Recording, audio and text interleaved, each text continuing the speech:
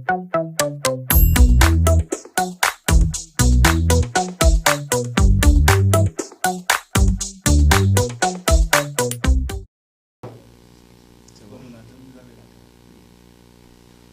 Messieurs de la presse, nous vous remercions de votre mobilisation ce jour, ce dimanche 14 mai, pour recueillir la déclaration du mouvement des cadres de Taxawu Sénégal. Nous avons voulu cette rencontre pour faire quelques clarifications, quelques mise au point pour les populations sénégalaises qui suivent le déroulement de l'actualité politique depuis 2 voire 3 semaines, qui est un peu ponctuée par des polémiques autour du dialogue politique appelé par le président Macky Sall et qui souvent met Taxawu Sénégal dans une posture qui nous recommande de venir faire des clarifications.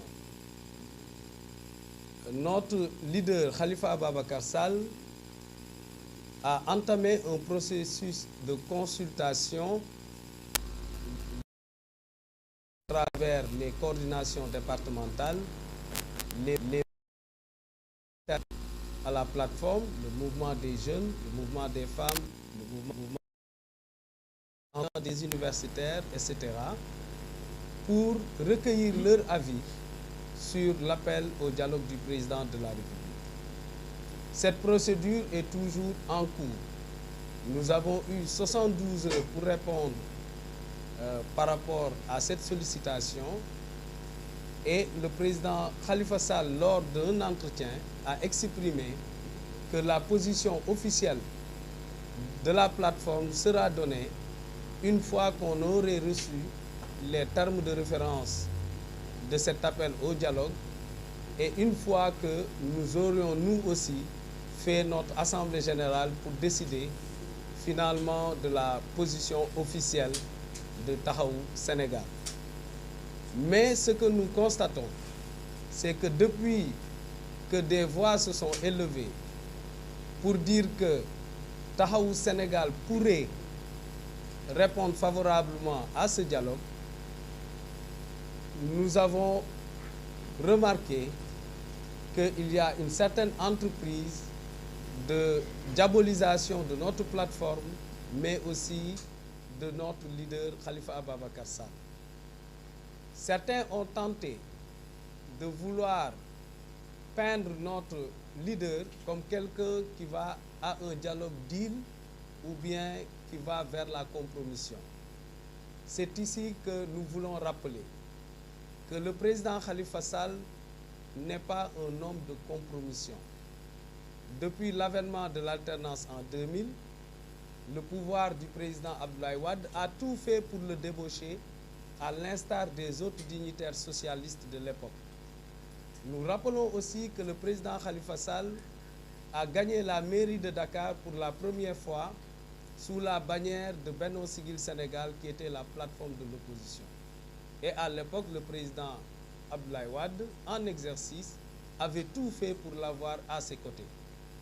Malgré les positions politiques différentes, le président Khalifa Sall a toujours été un homme de consensus et il a toujours travaillé en bonne intelligence avec le président Wade sans qu'il y ait eu de difficultés particulières.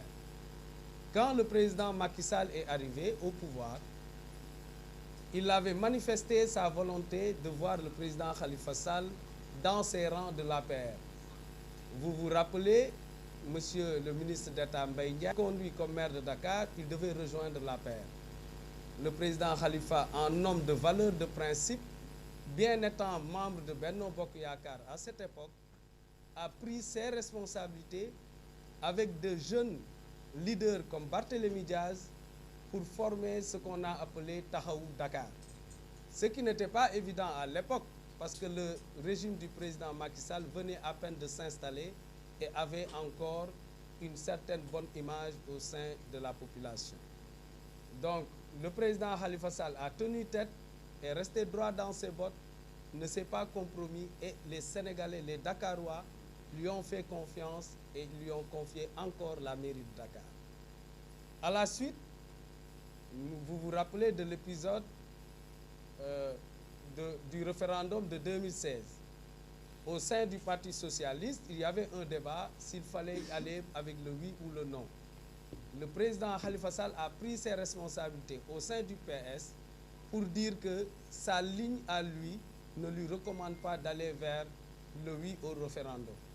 Il a été à l'époque l'un des seuls de la coalition Benno Bokk Yakaar au pouvoir à tenir tête au président Macky Sall et à dire qu'il faut voter contre le référendum parce que le référendum contenait des points qui n'étaient pas bons pour le peuple sénégalais et c'est ce qui nous vaut aujourd'hui la question sur la troisième candidature. Donc déjà en 2016, le président Khalifa Sall a montré les couleurs. Par la suite, les élections présidentielles s'approchant, le président Macky Sall lui a demandé de le rejoindre ou bien de soutenir sa candidature et de ne pas être candidat pour l'élection présidentielle de 2019. Nous savons ce qui en est suivi. Le président Khalifa Sall est resté droit dans ses bottes. Les yeux dans les yeux, il lui a dit un refus catégorique qu'il ne rejoindrait pas son gouvernement et qu'il ne renoncerait pas à son ambition de proposer aux Sénégalais en 2019. Cette attitude lui a valu ce que nous tous nous savons aujourd'hui.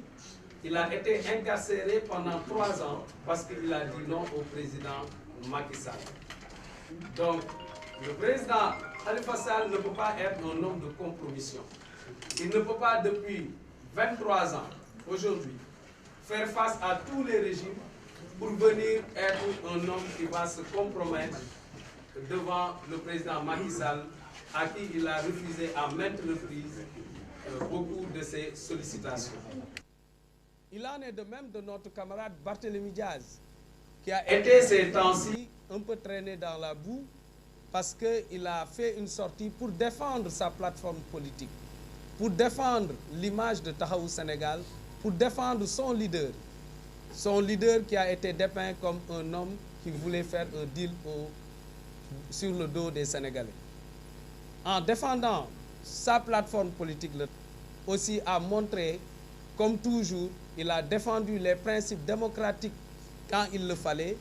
Il a sacrifié une bonne partie de sa jeunesse, comme vous le savez, en allant plusieurs fois en prison parce qu'il défendait des principes et des valeurs républicaines. Donc, monsieur le maire n'a pas changé. Notre leader Khalifa Babacar Sall n'a pas changé. Ils sont restés droits dans leurs bottes sur les principes de défendre la population sénégalaise et les principes démocratiques. Maintenant, nous savons que nous sommes dans une plateforme politique qui s'appelle le Yewwi Askan Wi. Le président Khalifa Ababacar Sall a joué un grand rôle, si ce n'est le rôle principal, pour fonder cette coalition. À travers sa nature d'homme consensuel, il a pu regrouper des personnalités politiques qui avaient des parcours politiques différents, qui avaient des idéologies politiques différentes, mais il a pu, en homme de consensus, les regrouper au sein de cette grande famille de Yewwi Askan Wi. Le président Khalifa Sall a pris sur lui, malgré qu'il ne soit candidat aux élections législatives passées, de jouer un rôle qui était un des plus difficiles au sein de la coalition, qui était la confection des listes aux législatives. Et ce rôle qu'il a joué a amené beaucoup de leaders à lui en vouloir parce qu'il a dû trancher des questions très difficiles qui demandaient du courage politique, mais qui demandaient de la responsabilité. Donc ce président Khalifa Sall qui a fait ses sacrifices pour le Yewwi Askan Wi, ce n'est pas lui qui va fragiliser ce qu'on peut aujourd'hui appeler son bébé et qui a pu mettre en ballottage le président Macky Sall pour que aujourd'hui le président Macky Sall puisse appeler au dialogue parce qu'effectivement les forces politiques sont équilibrées. Donc le président Khalifa Ababacar Sall compte encore consolider ce travail dans Yewwi Askan Wi. Il ne se restera pas intimidé parce qu'il y a une originalité. Quand nous sommes dans une coalition, nous ne sommes pas obligés d'être tous pareils. Nous avons des appareils politiques qui ont tous été conçus pour conquérir le pouvoir, mais nous avons des identités politiques aussi différentes. Tout ce qu'on demande à nos alliés, c'est de respecter cette différence. Le président Khalifa Ababacar Sall n'est pas un homme radical sur la forme. Il défend des valeurs républicaines et il a l'héritage de Léopold Sédar Senghor, de Abdou Diouf, qui ont fondé cet État et les institutions. Donc, il ne peut pas être à l'origine de l'effondrement de ces institutions et de la République. Donc, il faut le comprendre en homme républicain, en tant qu'héritier de Senghor et de Diouf qui ont bâti cette œuvre pour la consolidation de la nation. Khalifa Sall ne peut pas aller à l'encontre de ces principes et donc il ne peut pas jouer le même rôle que certains dans l'opposition. Il faut que donc on respecte cette ligne de conduite, cette démarcation par rapport aux principes qui gouvernent les partis. Nous avons des combats, nous restons sur ces combats en commun et nous le réitérons aujourd'hui. Nous sommes contre le troisième mandat et le président Khalifa Sall l'a combattu depuis le référendum de 2016, comme je l'ai dit tantôt. Et nous resterons sur ce principe de dire qu'au Sénégal, que Taxawu Sénégal est de dignité et nous allons le défendre partout. Nous avons en commun le combat pour le respect des libertés et une élection présidentielle inclusive sans être entravée par le président Macky Sall avec l'utilisation de la justice. Nous restons toujours sur ce principe et nous restons sur le principe aussi que le président Macky Sall ne doit pas garder ses prisonniers politiques. Quel que soit ce qu'ils ont fait, le contexte politique actuel, marqué par une tension politique que l'on n'a jamais vécue, est du seul ressort du président Macky Sall. Étant donc celui qui a créé ce contexte politique, nous pensons qu'il doit libérer tous les détenus qui ont pu être de manière abusive. Nous donc restons sur ces principes et ces combats que nous partageons dans Yewwi Askan Wi et dans le F24. C'est pour cela aujourd'hui nous voulons lancer un appel à toutes les forces vives de la nation autour du F24, mais aussi à tous les leaders de Yewwi Askan Wi. Cette œuvre que nous avons démarrée et qui suscite beaucoup d'espoir au sein de la population sénégalaise nous observe. Ce qu'elle veut, ce ne sont pas des divisions, des querelles qui n'ont pas lieu d'être quand on est confronté à une situation plus urgente. La situation urgente, c'est comment faire pour se débarrasser du régime du président Macky Sall. Il faut que les leaders puissent se parler pour dépasser ces situations. Nous remarquons et nous regrettons que les événements qui se sont passés avant-hier lors du rassemblement du F24, aucun leader de Yewwi Askan Wi ne l'a déploré et ne l'a condamné. Et nous pensons que quand nous sommes ensemble dans des combats de principe, tout le monde montrant sa position et ses différences, aucun leader ne doit être hué ou empêché de prendre la parole. Et donc nous appelons aux forces de F24 de créer une atmosphère de cohésion et que le Yewwi Askan Wi aussi, les leaders puissent tenir des discours responsables qui pourront permettre à leurs militants, à la base, de travailler la main dans la main. Parce que tant que les militants se regarderont en chien de faïence, l'objectif que Yewwi Askan Wi avait de se retrouver au second tour pourrait être en péril. Et l'objectif de faire face au président Macky Sall pourrait être mis en péril. Donc c'est en cela que nous faisons cet appel aujourd'hui. Nous remercions tous ceux qui se sont mobilisés, notamment les cadres de Taxawu Sénégal, les militants de Taxawu Sénégal, pour réaffirmer que Taxawu Sénégal reste de proposition pour le Sénégal, parce que ce que le président Khalifa Sall veut avant tout, c'est de répondre aux aspirations du peuple sénégalais, qui est un peuple fatigué, qui est un peuple qui vit une pauvreté extrême, qui est aussi un peuple qui est inquiet par rapport à la stabilité du pays, inquiet par rapport au devenir du pays, et même nos partenaires étrangers sont inquiets par rapport à ce qui se passe au Sénégal. Donc, retrousser les manches, à se parler quand il faut se parler, même en se disant la vérité, mais pour que le Sénégal retrouve toute sa quiétude, toute sa stabilité, et qu'au lendemain des élections, les Sénégalais aient pu avoir le sentiment que celui qu'ils ont choisi pour conduire les destinées de ce pays est la personne effectivement qu'il leur faut. Et nous de Taxawu, nous espérons que ce sera le président Khalifa Ababacar Sall. Je vous remercie.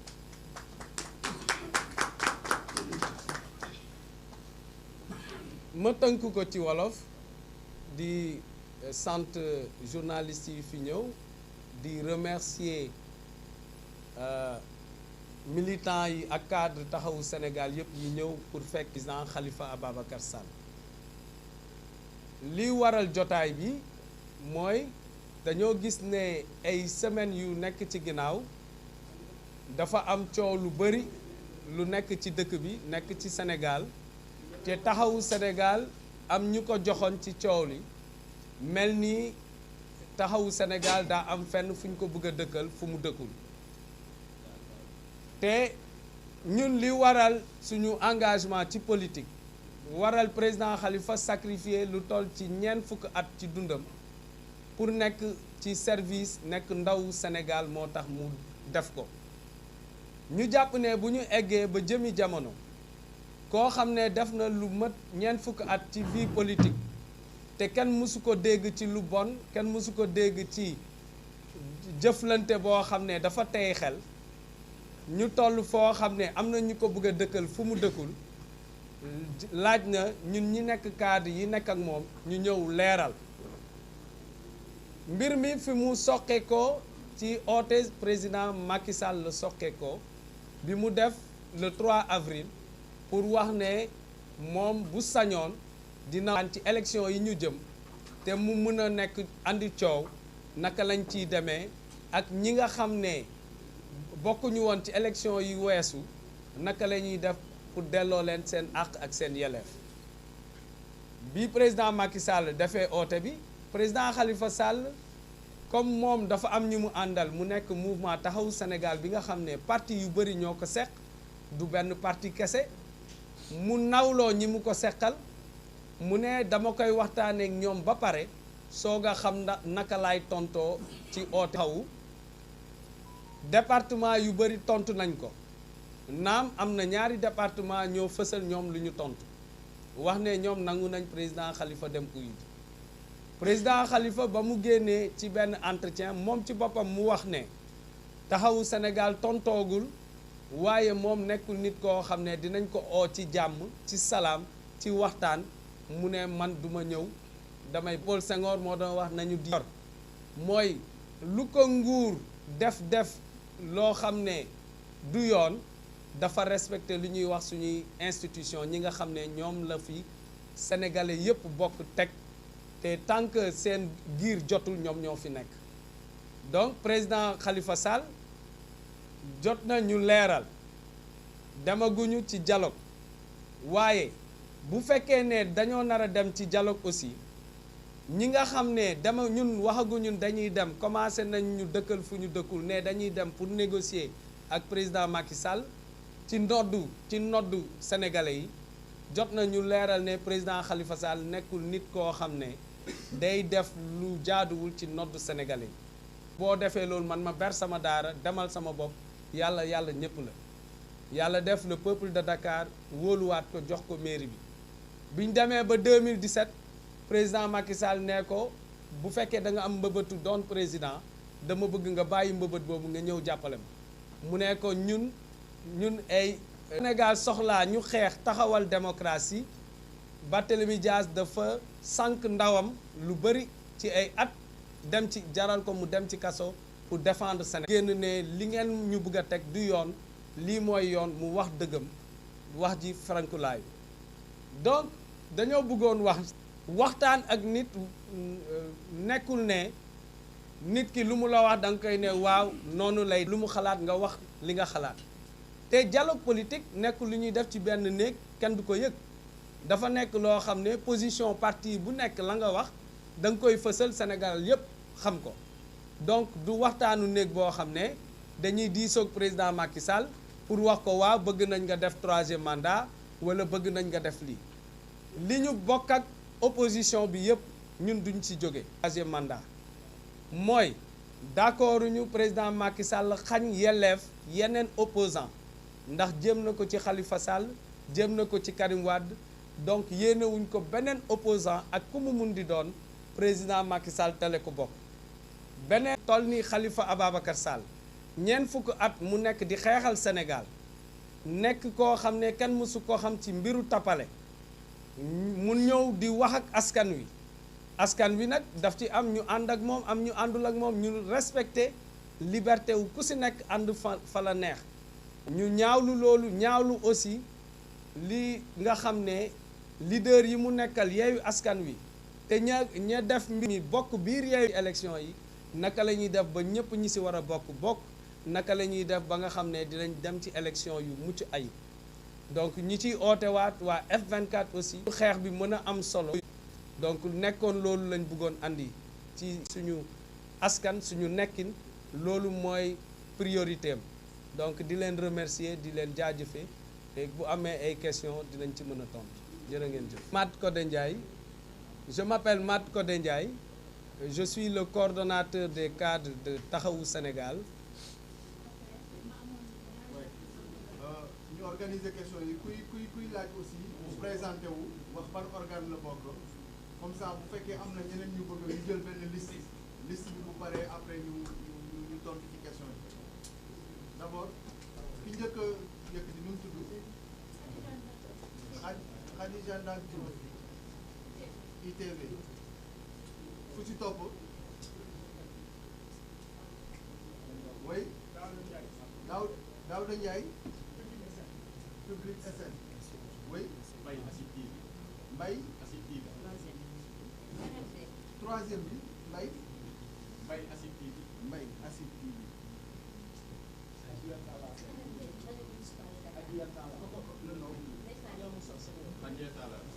Ya Moussa Sénégal.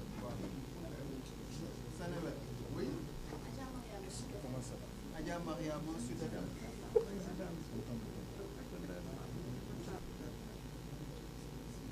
On prend d'autres. C'est bon? On prend une première liste. Oui. Nous avons 6. C'est bon, hein? D'accord. 6, hein? Oui, 6. Khadija, vous avez la parole.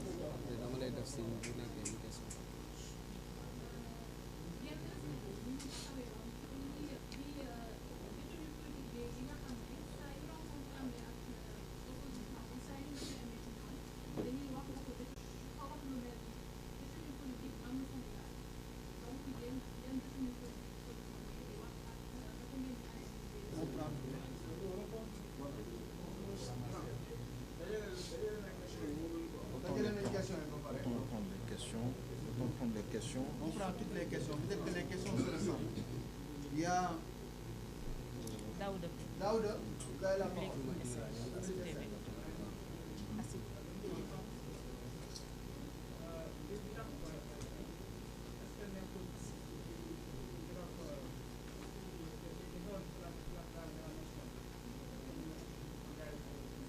Est-ce que li xewoon si fële moo tax mu président ñëwul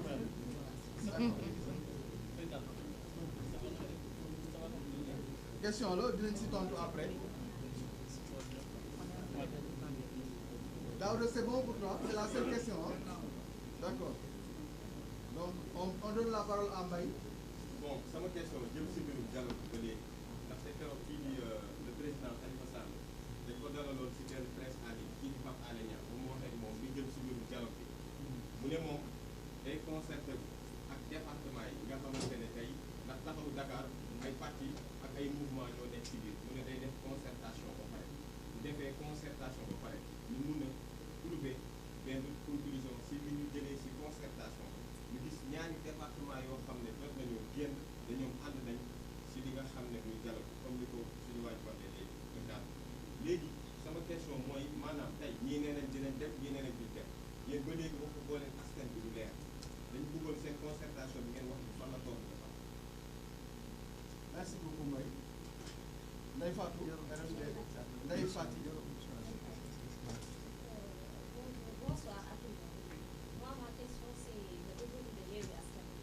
Parce qu'aujourd'hui, nous avons entendu dire que depuis le moment de l'événement du vendredi jusqu'à présent, aucun effort, aucun acte n'a été posé par Yewwi Askan Wi ni par F24. C'est déplorable au niveau de GAPS. Aujourd'hui, quelle est la tenue de Taxawu au niveau de Yewwi Askan Wi F24? En plus, une autre question. Aujourd'hui, on entend tout le temps dire que Khalifa Sall a été tué par des Pastefis. Maanaam waa Pastef ñoo ko ñu gis ni jusqu'à présent le président Ousmane Sonko moom it amul benn geste boo xamante ne teg na ko wala def na ko pour baalu wala pour ñàkk pour comment dirais pour wax li nga xamante ne moom moo xew tey jii yéen Yewwi Askan Wi est-ce que jotul ngeen xam ni la majeure partie des gens qui sont dans Yewwi Askan Wi ont déjà pris leur position à l'endroit de Ousmane Sonko. Ban analyse ngeen def ci loolu.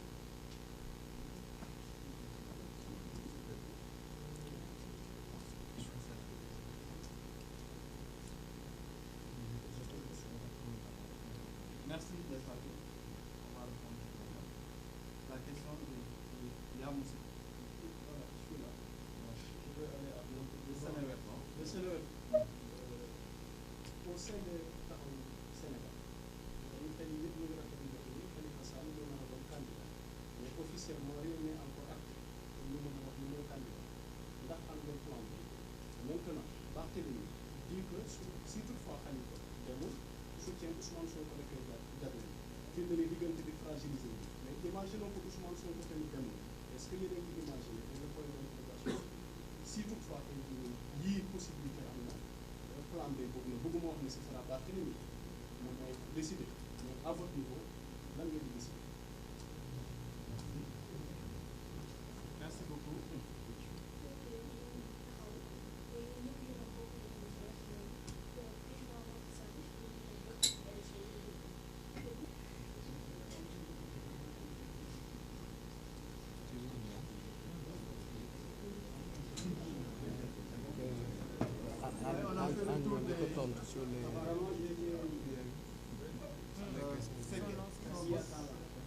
Adia Talla. Vous avez la parole, Adia.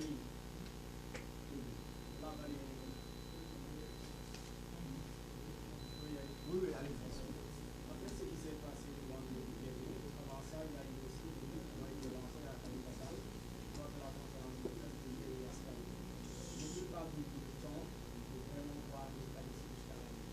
Est-ce que vous allez prendre vos responsabilités? On sait qu'il y a une manifestation qui a été annoncée le 19 prochain. Et si la liste se réunit, comment ça se passe?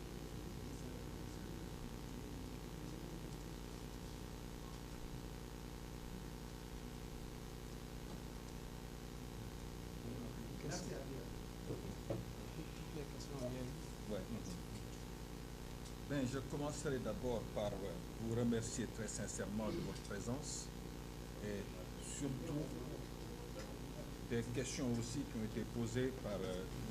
C'est bon, hein? Doyen Agne, vous avez la parole. Voilà. Moi, je m'appelle Abdoulaye Agne. Je suis vice-coordonnateur de CAPS Taxawu Sénégal. Donc, je vais quand même tenter de répondre à quelques questions qui ont été posées ici, surtout par Ndeye Fatou et le dernier intervenant, pour demander quelle attitude prendre aujourd'hui par rapport à Yewwi Askan Wi et surtout par rapport à tous les déroulements qui sont passés ces dernières semaines. Je commencerai d'abord par rappeler simplement que Khalifa Ababacar Sall, Taxawu Sénégal en général, est le père de Yewwi Askan Wi. C'est le père biologique, même j'allais dire, de Yewwi Askan Wi. Étant père biologique, Donc, tout de suite, je vais vous dire qu'il n'est pas question que Taxawu Sénégal quitte Yewwi Askan Wi. Un fils grandit, un fils fait des erreurs, mais en tant que père biologique aussi, notre devoir, c'est de recadrer, c'est de recentrer et de voir comment ce fils-là va évoluer demain pour grandir et grandir correctement. Je puis vous assurer que le certificat de naissance de Yewwi Askan Wi est dans nos tiroirs. Donc, étant le père, nous allons continuer à rester dans Yewwi Askan Wi. Maintenant, il peut y avoir des difficultés, il peut y avoir des problèmes. Parce qu'un fils, quand il atteint l'adolescence, c'est normal qu'il y ait quelques difficultés à l'accompagner. Et aujourd'hui, je suppose que Yewwi Askan Wi est en période d'adolescence, tout simplement. Étant petit, il a gagné les élections locales dans les grandes villes. Il a mis en ballottage le pouvoir lors des élections législatives.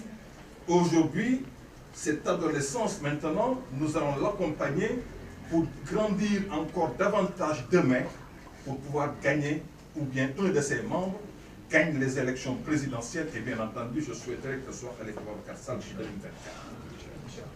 Maintenant, pour revenir sur toutes ces choses qui sont passées dernièrement, nous, cadres de CAPS, nous tenons d'abord à vous dire que nous marquons notre solidarité et notre soutien entier à notre camarade Barthélémy Toye Baldé, maire de la ville de Dakar. Parce que c'est à l'issue d'un événement que la ville de Dakar a organisé que toutes ces choses-là se sont passées ensuite. Mais il faudra d'abord leur féliciter pour l'organisation de cet événement et pour la réussite qu'il a eue dans cet événement-là. Maintenant, les questions politiques, mais nous, les politiques, nous allons les gérer, bien entendu. Je crois que nous ne sommes pas effectivement totalement satisfaits de ce qui s'est passé dernièrement. Et nous nous attendions quand même à un soutien, je ne dirais pas un soutien actif pour Taxawu Sénégal, non. Nous, on sait gérer quand même nos situations. Mais il est important de faire remarquer que quand des choses comme ça se passent, quand on est ensemble dans une coalition et que ces affaires-là sont issues même de la propre coalition par rapport à une organisation supra qui ne peut pas rejeter son fils, parce que si on le rejette, malheureusement, c'est les djinns qui vont le prendre demain. Et le djinn, il est encore là. Donc, notre devoir, c'est de nous organiser pour combattre ce djinn qui est encore là, pour le sortir de 2024 du Sénégal. Donc, c'est ça l'objectif principal. Maintenant, tout le reste, c'est de l'asexual.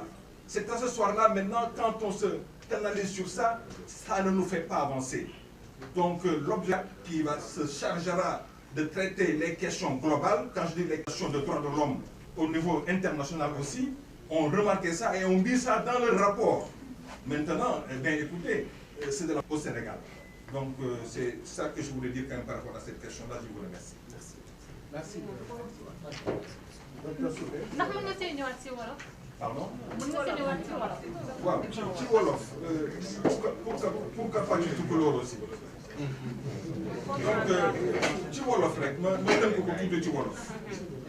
dama wax ne Taxawu Sénégal tey jii nii moom mooy baayu Yewwi Askan Wi ndaxte buñ ko doon utal tey këyitu juddu sañ naa ne këyitu juddoom tey mu nga ci nafa Taxawu Sénégal ndaxte moom moo def déclaration de naissance kon nag nit ki boo juree sa doom du ñàkk buy màgg am ay jafe-jafe ci ni nga ko yaree waaye jafe-jafe yooyu nag warul tax nga ne da nga koy baax déedéet doo ko baax plus muy màgg ba egg ci benn at bi plus jafe-jafe yi di génn waaye yow comme que ay kilifaam dafa rafet nga jël en considération jafe-jafe yooyu xool noo koy mun rectifier delloowaat ci yoon ñun nag ci taxawaay boobu la ñu nekk moo tax ñun Taxawu Sénégal nañu jàpp ne duñu mos a génn Yewwi Askan Wi ndaxte mënuñu jur sànni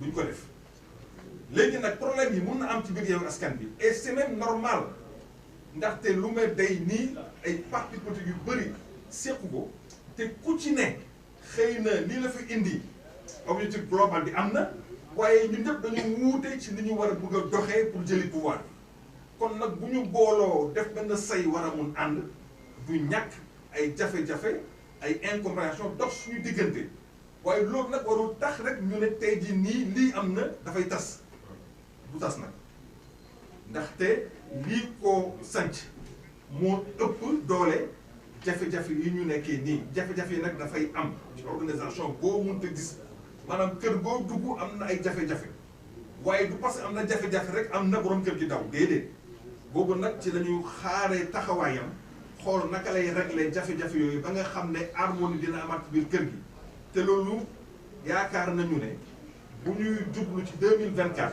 incha allah jafe-jafe ñuy am ni nii yëpp dinañ ko dépasser teg ko suñu ginnaaw ba nga xam dinañu mën ànd doon benn say pour mun gagner élection yi ci 2024 te gagner boobu nag ñun taxawu Sénégal dinañ ci liggéey commencé nañ ko depuis bi ñu commencé def mottali yéene yi ci département yi ci région yi ci Sénégal yëpp te loolu yëpp nag du lenn. soit ci député yi rek si wàllu. mun nga naan prisonnier politique yi ngeen détenu politique yi ñuy wax ne am na. waaw chaque ndaje ngeen wax ne am na mais kii di ministre de la justice moom taxaw na ni détenu politique amul Sénégal. loolu lan moo ci moo tax ma ne xëy na dafay baax tey jii nii ñu xoolaat lan mooy détenu politique xëy na ñun niñ ko tuddee moom ak moom ni mu ko tuddee moo dul benn waaye tey jii nii képp koo xam ne ci sa xalaat ci sa jëf ci mbirum politique moo tax tey ñu dugal la biir kaso jàpp naa ne détenu politique te loolu nag du man kese du taxawu Sénégal kese du Yewwi Askan Wi kese du 24 kese moo ko wax tey jii nii boo demee tey ci adduna gi organisation yi nga xam ñoo nekk ci monde bi di liggéey pour maanaam comment ça ak yelleefu nit ñi ñoom ñëpp tey d'accord nañu ne Sénégal tey dafa dellu ginnaaw nag bu jéggi dayoo tey fi ñu nekkoon naw bi ñu nawoon au niveau international tey dañu ndërmeru daanu ci suuf loolu nag li ko waral moom mooy prisonnier politique yi nga xam ne tey ñoo fees prison yi loolu nag dafa bokk ci xeex bi nga xam ne F24 da ko boole ci xeexam te nag xeex googu nag ñun ñëpp ñoo ci war a ànd ñun ñëpp ñoo ci war a ànd c'est pas parce que ministre bi nee na amul que amul waaye suñu gis suñuy bët ak li ñu teg loxo moom mooy loolu lu feeñ la lu wër la lu am la kon nag nañ ci liggéey ba nga xam ne suñu divergence yu ndaw yi ñu dépassé ko ba mun liggéey yi nga xam ne ay fondamentaux yi nga xam ne moom moo ñu boole ñu mun ko liggéey ba incha allah ëllëg yëpp ñu leen libéré et ñu dolliwaat encore di wax ne que troisième candidature bi nga xam ne moom le président Macky Sall bëgg a def ànduñu si tey ànduñu si ëllëg te depuis ñun référendum la ñu ko xeex la ñu ne déedéet on avait dit non au référendum parce que xamoon nañu ne référendum boobu pour lii la woon kon nag ñun tey jii nii dañuy wax gàcce ngaalaama lu ñu gisoon lu yàgg la kon nag tey jii nii loolu duñ si génn duñ ci dévier aussi loolu mooy suñu principe te principe boobu nag duñ ci génn duñ ci dévier dañ koy xeex même bu ñu demee ëllëg ci dialogue bi dañ koy inscrire ci point yooyu maanaam ñu wone suñu bañ ci troisième candidature bi dialogue bi nag ngeen baal ma dellu soit tuuti gis nga réew bu amul dialogue dafay dërmeelu baaxul ndaxte mun nañu bañ a bokk xalaat mun nañu bañ a bokk gis-gis mun nañu bañ a bokk jëmukaay waaye bu ñu toogul ba waxtaane ko kenn xamul ëllëg luy am te damay fàttali rek leen loo xam ne lu ndaw la lu rëy la plutôt lii xew fan yi ci Ngor xam nga ne ci waxtaan la ñu mujje waaye est-ce que bu ñu ko commencé woon ci njëlbéen lii fa mujje am dina fa am ñàkk dialogue moo tax lii fa am Ngor waaye bu fekkoon ne waxtaan bi amoon na ci njëlbéen nga kon lii am nii tey foofu du fa am te yàgg-yàgg fa la ñu mujje kon nag en politique dafa rafet nit ñi di wax même bu fekkee ne ànduñu si dara mais nañu toog waxtaanee bu ñu paree ne lii ñu waxtaanee ànduñu si bu ko defee rek askan bi xam ne kat ñii toog nañu wax nañu ànduñu wala toog nañu waxtaan nañu ànd nañu ci lii ànduñu ci lële loolu moom mooy politique waaye politique doo tax war a dina man boo deful lii du ma def lii bu deful lii du ma ñëw waxtaan si man Yewwi Askan Wi man plutôt taxawu Sénégal jàpp naa ne comme ni ko président Khalifa Ababacar Sall waxee lépp ci waxtaan lay mujj kon nag loolu moom mooy suñu xalaat ci loolu jërë ngeen. Merci beaucoup, doyen Abdoulaye Agne. Khadija, on a répondu à ta question. Oui, merci beaucoup. Donc, on va donner la parole à Soukey, Alia. Docteur. Docteur de Soukey. Il y a des questions, on va répondre. On va répondre. Donc moi je vais répondre damay tontu donc ci question dislocation bi ñu wax ci Yewwi ak kuye yi nga xamante ni am na ajjuma te le président ndax leader yi nga xamante ni dañoo nekk biir Yewwi dañoo jël position ànd ak Ousmane Sonko may wax ni opposition bi ñu nekk dans sa globalité mën nañ ko scinder en deux. dafay am une opposition radicale une opposition haineuse une opposition boo xamante ni xëy na moom day wane boppam fu mu toll am beneen opposition bu gën a mesurée boo xamante ni dafa bëgg dialogue bëgg xalaat tout le temps stabilité du Sénégal ñun ci opposition boobu la Khalifa Ababacar Sall bokk ñun cadre taxaw Sénégal yi aussi foofu lañ bokk. bu ñu sañoon nag Yewwi du disloqué wu ndax doyen Agne wax na ko léegi bébé Khalifa Sall la moo ko créé moo ko doxal ba léegi donc mënuñu seetaan mu disloqué ñun de yàqu Yewwi Askan Wi jàpp naa ne du jóge ci le président Khalifa Ababacar Sall. maintenant kuréel yi am na est-ce que mastawu nañ ko est-ce que leader yi dañ ci ànd wala ànduñu ci loolu xëy na ñoom ils pourront répondre à ces questions là waaye ma jàpp leen ni képp kuy sénégalais gis li xewoon foofu war nga mën a poser une question très pertinente kan moo bëggul Khalifa Ababacar Sall bokk ci élection yi est-ce que opposition bi la est-ce que pouvoir la kan moo tiit ci bokk Khalifa Ababacar Sall lu tax ñu tiit Khalifa war a bokk ci présidentielle loolu c'est une question qu'on doit se poser ñun nag on va se battre jusqu'au bout président dina génn wax dialogue bi niñ ciy demee wala buñ ciy dem moom moo koy décider du ñun cadre yi waaye ngeen jàpp rek ni du ñu xam li tax ñoom xëy na tontu wuñ ci UE yooyu li tax leader yooyu xëy na ñaawluwuñ ko ñoom dinañ ci revenir xëy na ndax ñoom loolu seen cëggal guy la ñoom lañ koy bàyyee waaye daal ñun li ñu jàpp mooy Khalifa fait peur Khalifa Sall il faut le reconnaître participation dafa am ñu mu tiital am na ñoo xamante ne tey bu ñu sañoon Khalifa du bokk waaye nag incha allah day bokk voilà merci.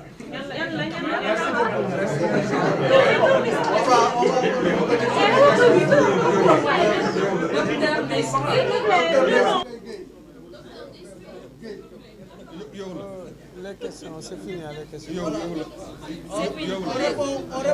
sur les réponses, s'il vous plaît. S'il vous plaît, on continue Allez-y, on continue, allez-y. Donc, merci pour cette question yi bëgguñu woon mu gudd dañoo ne woon 5 questions finalement am nañ ci 7 xaw ma 8 waaw donc damay répondre ci questions yi des après tënk comme ça ñu mun leen yeewi. balaa ngay commencer quand même bu ñu nuyoo waa CAPS ba pare permettez-moi quand même aussi ñu nuyu suñu soxna su baax yi Aïssatou Fall madame Mbacké qui est la présidente des femmes de Taxawu Sénégal qui est là présente donc ñoom li sa ñoom ñëpp mais moom particulièrement dañ koy nuyu di ko sargal di ko bismillah aussi di kontaan aussi de sa présence. waaw merci. Merci donc effectivement le mouvement des jeunes est représenté et à notre gauche aussi nous avons madame le maire Abi Wade qui est aussi mon adjointe au niveau de la cellule des cadres. Donc di remercier vraiment tous les cadres qui se sont mobilisés et les journalistes. Seen question yi am na solo damay tontu rek ci des. Waaw, on a aussi le maire des HLM, notre camarade qui est aussi cadre, n'est-ce pas? En tout cas, et monsieur le maire aussi, Mansour Sour, qui est un membre fondateur du mouvement des cadres. Donc, di remercier ñëpp, di tënk rek ndax toogaay bi yàgg na am na ñu posé question lu tax président Khalifa Sall ñëwul toog fii bañ leen di invité dañ leen wax mouvement des cadres moo oote donc président Khalifa cadre bu mag la waaye bokkul ci biir mouvement bi donc moo tax ñëwul toog am na ñu laajte président Khalifa fan la toll ci consultation wu base yi comme niñ leen ko waxee semaine yi passé lañ defoon consultation ba remonté nañu avis yu département yëpp ak mouvement yi léegi nag suba ñun ci la ñuy def suñu assemblée générale de synthèse li nga xam ne ci la ñuy waxtaan nag ci tënk peut-être man mi nekk département Fatick xawma li waa Koupentoum wax suñu camarade Moustapha Dieng xawma peut-être Tamba la ñu xamagul lu ñu wax ak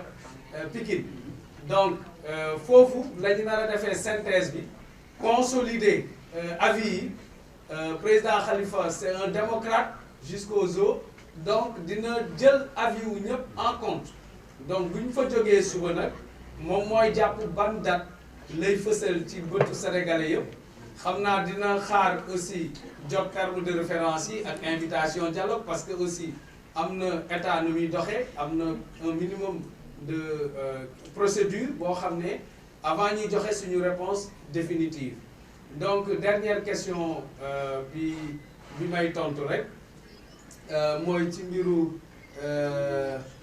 coalition bi foog naa waaw am na ñu laajte ndax waaw candidature yi am na ku laajte yaa Moussa mon ami ndax dañoo am plan B man de bi may politique ba léegi musuma gis parti buy dem ci élection di préparer plan B xamuma loolu te ñun mënuñu ngemb suñu mbër depuis 2000 xaw ma ñaata agsi ba élection yi di des juróom ñetti weer di xalaat plan B moom kay suñu mbër bi ñu préparer ñu ngi dem ak moom ci dëkk yëpp fu mu nekk nii dañuy dugaat ci biir Sénégalais yi ci loolu lañ nekk dugaat ci biir Sénégalais yi dem saafonte ak ñoom def suñu mottali yéene ñun cadre yi ñu ngi liggéey ci programme am sori nañ ci sax ñu ngi war ko présenter et tout donc ci tabax suñu candidature ak naka la ñuy proposer Sénégalais yi loo xam ne dina leen suqali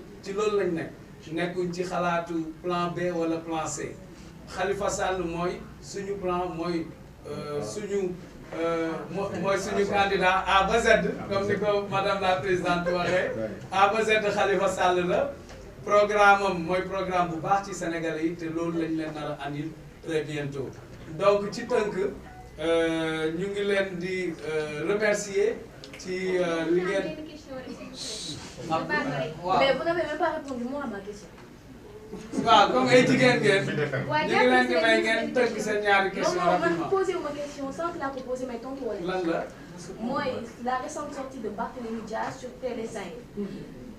man ni terme de référence bi nga xamante ni dañoo bëggoon gars yi fësal ko si jëm si dialogue bi maanaam nàkkum demu président de la République te ci question yi ñu ko posé naam fësal na ni wax na président que bëggul mu dem fan nekk président prochaine élection mais tontu bu ko président tontu leeral na ko ni dañ ci waxtaanee donc c'est veut dire que yéen boo leen d'accord dem dialogue bi loolu day bokk si terme de référence bi. waaw léegi waxal sa question yow ma tontu.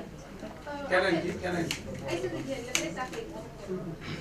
sama question c'est à propos de amnistie bi la. parce que taxawu Sénégal tout comme PDS dañoo am ñaari candidats yoo xamante ne nii Macky Sall dafa pare pour amnistier leen ci li mu déclaré ko est-ce que yéen waa taxawu Sénégal vous êtes conscient que bu ñu amnistier Karim Wade ak Khalifa Sall cette même loi sera applicable pour ñi nga xam ne ñu ngi leen di tuumal à savoir Aliou Sall. à savoir Mame Mbaye Niang ak aussi Mamour Diallo. waaw donc ma tontu ci première question bi ak deuxième bi rek ñu tënk dañoo beral loxo suñu mbokk jigéen ñi sinon su ma génnee ñoom soxna ak yooyu mere ñu donc terme de référence yi loo jotagul mënoo ci àddu président Macky Sall joxaguñu terme de référence xamuñu lan moo nar a nekk ci biir. waaye ñun suñu position dafa leer terme de référence ou pas troisième mandat dans les termes de référence ou pas d'accord ci troisième mandat loolu dañ koy fësal Sénégalais yëpp xam ko waaye boo naree dem ci waaw d'accord ci troisième candidature autant pour moi donc troisième mandat leneen la donc bu ñu jotee ci terme référence yi si suñu position officielle dinañ ci wax parce que normalement dialogue moom day proposer ay terme de référence am bu la neexee nga ne ko bii dañ koy dindi dugal leen ci bii waaye nag man dama jàpp ne waxtaan moom waxtaan buñ la ci ooy jarul ngay teg ay conditions yu bëri mën nga conditions yooyu nga bëggoon teg mun nga ñëw ba ci table ba wax ko fa ndax kenn du la rey boo ko waxee kenn du la ne lu tax nga wax lii lu tax waxoo lii donc ñun sur ce plan amuñu problème léegi dernière question bi ci amnistie waaw amnistie bi aussi amnistie loi la loi boo xam ne da ngay wax loo ci nam yan délit nga viser ban giir nga ko bëgg a viser ndax du viser ay nit waaye ñun tant que jotuñu ci loi bi ba xam ndax mbëbëtu loi bi mooy dafa bëgg a yóbbaale njabootam wala lii la bëgg wala lële loolu mënoo ci àddu il faut nga gis loi bi ba xam moom lan la ci namu ñun su boobaa dinañu fësal notre position amul position boo xam ne taxawu Sénégal dina ko am te du ko fësal da koy nëbbu wala da ciy waxtaan ak Macky Sall sénégalais yépp a ko nar a xam te su boobaa dinañu wax clairement ñun lan moo ci suñu position waaye suñu position pour le moment ci amnistie mooy ñun sàkku wuñ ko président Macky Sall moo dem ci rajo tubaab yi télé tubaab yi ne su ma faluwaatee dinaa amnistie Karim ak Khalifa donc boobu ba léegi moom mooy wax amnistie kenn waxul amnistie léegi bu ca àggee bu proposer loi dinañ ci dellusi léegi on me demande juste en français mais vraiment je vais résumer sur la question de l'amnistie et des termes de référence. Nous n'avons pas encore reçu les termes de référence que le président de la République veut proposer, donc on ne peut pas dire tel point ou tel point ne nous arrange pas dans ces termes de référence. Mais des termes de référence sont toujours discutables au préalable d'une discussion. Donc ça veut dire qu'à tout moment, on peut inscrire de nouveaux points dans les termes de référence, comme aussi on peut proposer d'enlever certains points. Néanmoins, quand on appelle à la table de discussion, on pense qu'on peut ne pas mettre de préalable ni de conditions qui puissent bloquer la discussion. Parce qu'au moment de la discussion, on peut toujours amener n'est pas instigateur de l'amnistie. C'est le président Macky Sall qui avait enlevé ses droits civiques. C'est lui-même qui est allé en France dire aux yeux du monde entier que je vais réhabiliter Khalifa Sall et Karim Wade à travers une loi d'amnistie. Tant qu'on n'a pas vu cette loi, pour connaître les contours, quels sont les délits visés dans cette loi, quelle est la plage, la durée que ça prend en compte, on ne peut pas commenter juste une loi d'amnistie sans en avoir le contenu. Le moment venu, le président Khalifa Sall et Taxawu Sénégal, en toute responsabilité, vont rendre publique la position de Taxawu Sénégal parce qu'il s'agit du Sénégal. Ce n'est pas une question qu'on règle entre deux personnes ou entre deux formations politiques. Ce qui concerne les Sénégalais, Taxawu Sénégal le posera publiquement sur la table et les Sénégalais sauront notre position. Donc sur ce, nous vous remercions d'être venus et nous allons certainement dans les jours à venir ou les semaines à venir, peut-être nous en tenir avec la presse et espérant une évolution positive de la situation, de sorte que Yewwi se retrouve, reforme ce bloc qui est un bloc gagnant, qui est un bloc qui a porté l'espoir de centaines de milliers de Sénégalais, ne serait-ce qu'à cause de cet espoir que les Sénégalais portent sur Yewwi Askan Wi, nous n'avons pas le droit de les décevoir. Donc nous avons le droit de sacrifier nos petites personnes, de sacrifier